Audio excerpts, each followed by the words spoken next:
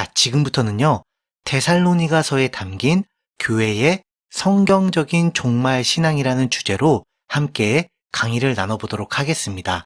개인적으로 이 강의를 통해서 지금 보시는 베드로전서 4장 7절의 말씀처럼 만물의 마지막이 가까이 왔음을 깨닫고 우리의 정신을 똑바로 차리고 범사에 근신하며 기도하는 그런 종말 신앙을 가지는데 유익이 되는 시간이 되시기를 예수님 이름으로 축복합니다.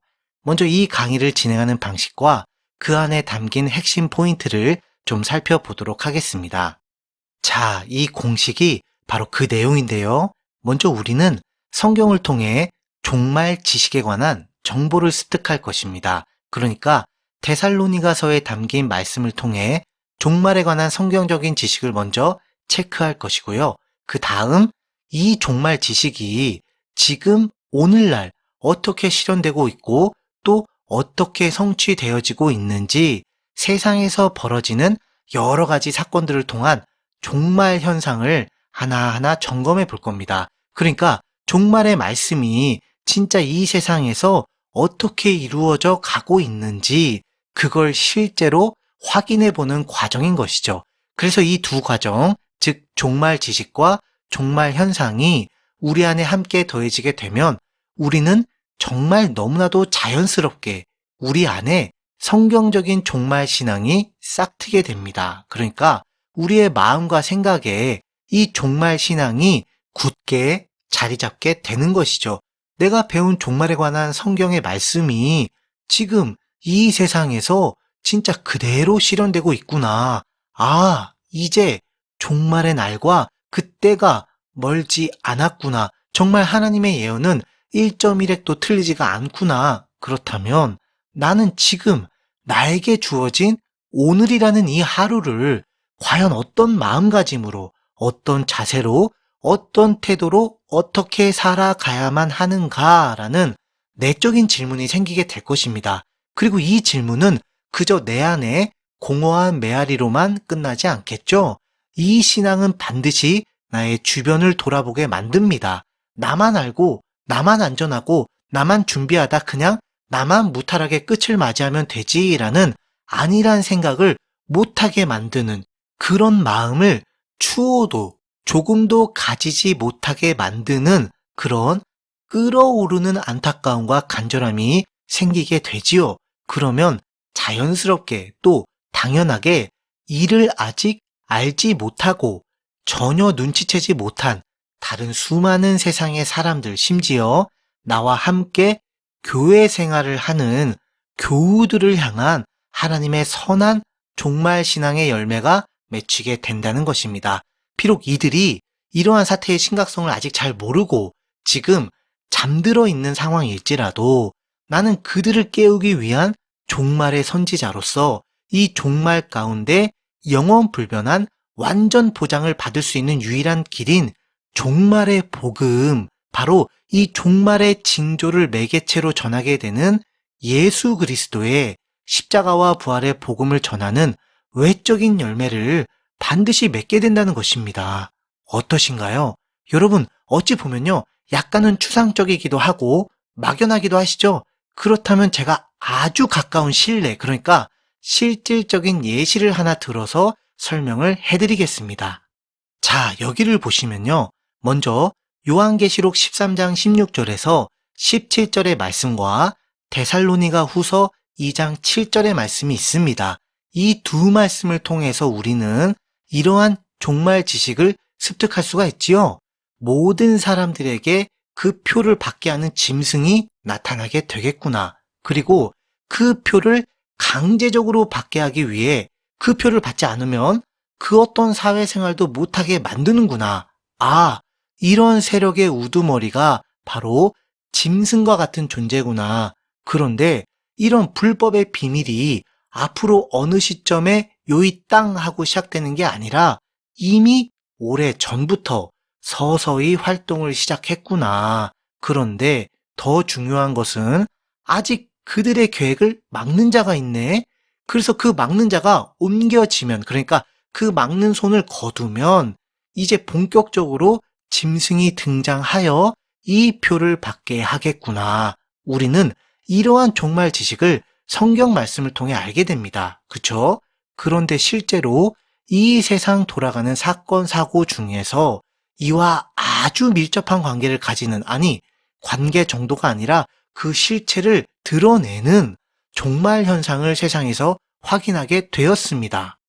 바로 옆에 보시는 UN 관련 기사 보이시죠?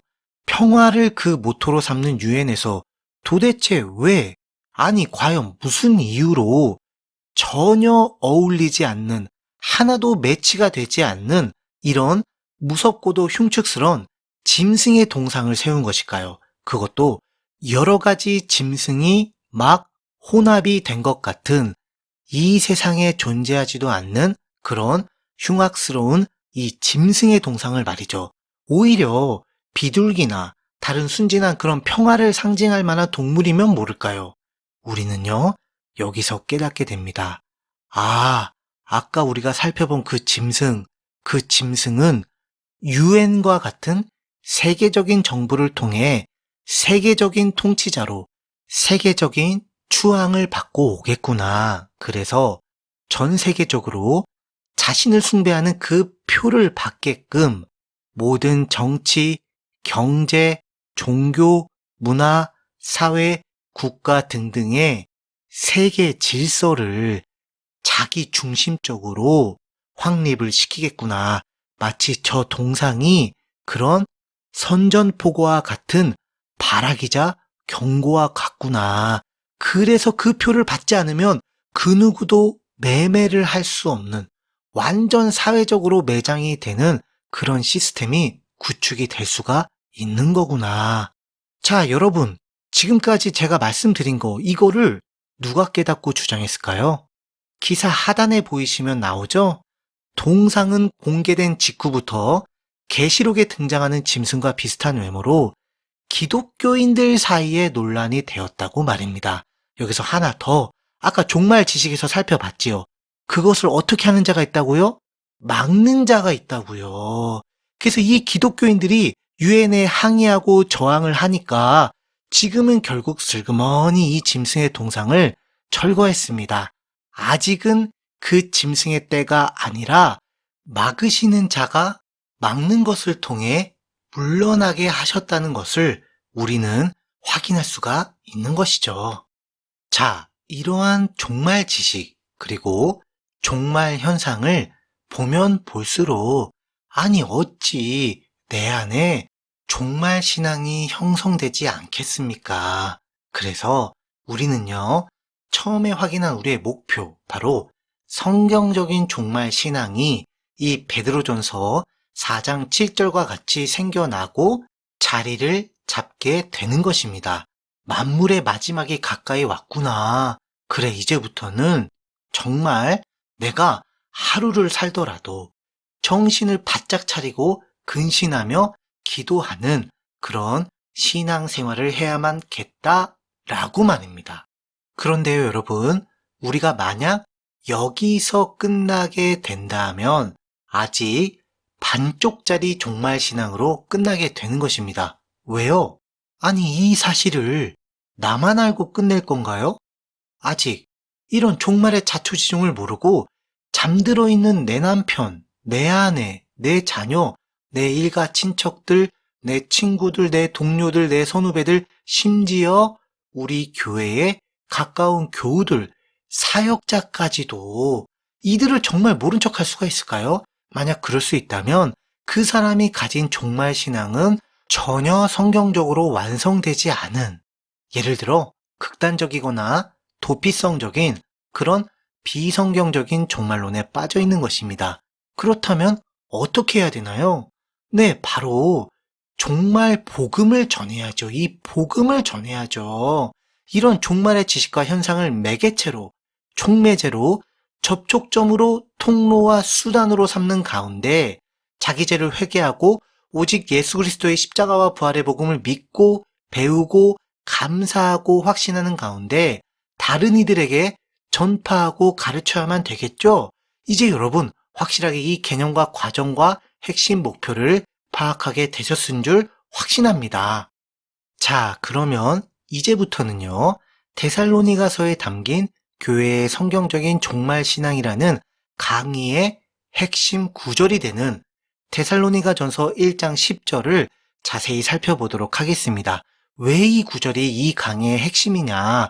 그것은 바로 이 구절 안에 전달하고픈 메시지가 완전하게 함축되어 있기 때문입니다.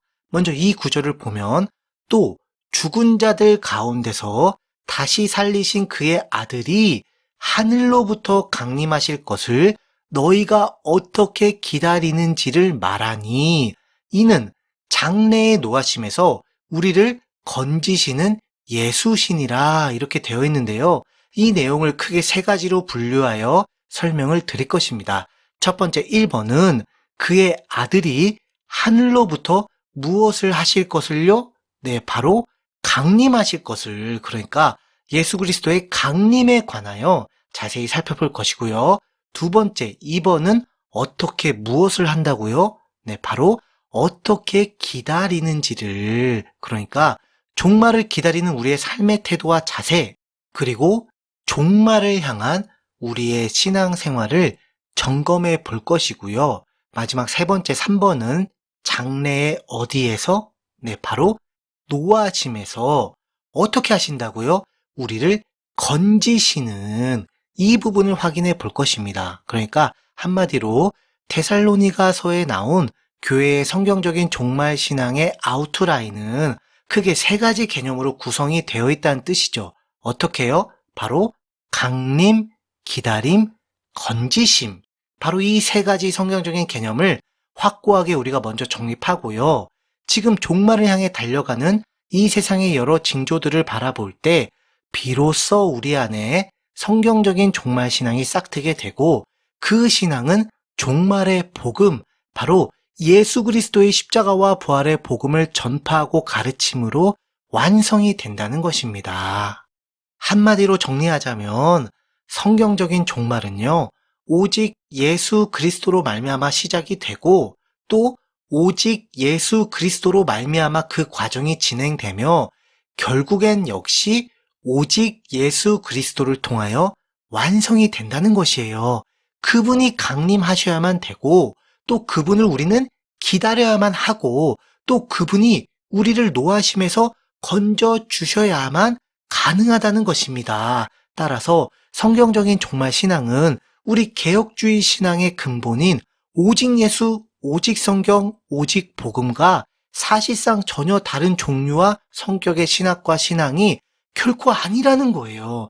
도리어 오직 예수, 오직 성경, 오직 복음이라는 이 교리가 바르게 정립되어야만 예수 그리스도의 강림과 이를 기다리는 우리의 종말 신앙과 이를 통해 하나님의 진노의 재심판에서 건지심을 받는 그 삼박자가 성경적으로 정확하게 확립이 되는 것입니다.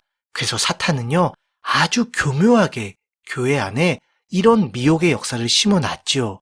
예수님의 복음을 통한 구원은 예수님의 강림을 통한 종말로 완전하게 영원토록 완성을 이루는 것인데, 종말이라는 단어를 꺼내기만 해도 극단적인 종말론자로 오해를 받게 만들고 또 그런 이단의 부류로 낙인을 찍어버리는 그런 오해와 선입견을 심어놨다는 것입니다.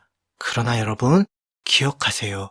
여러분, 예수님의 복음을 통한 구원은요, 예수님의 강림을 통한 종말로 완성이 됩니다. 이걸 잊지 마세요.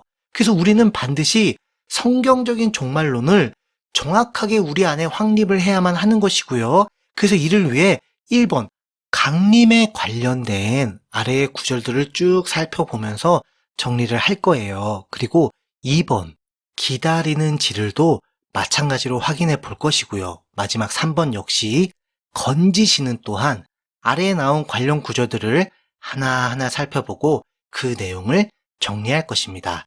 자, 그럼 이제 다음 강의부터요, 구체적으로 시작해 보도록 하겠습니다. 바로 첫 번째 핵심인 예수 그리스도의 강림부터 말입니다. 지금까지 함께 해주신 모든 분들 고맙고요. 다음 강의 시간에 뵙도록 하겠습니다. 감사합니다.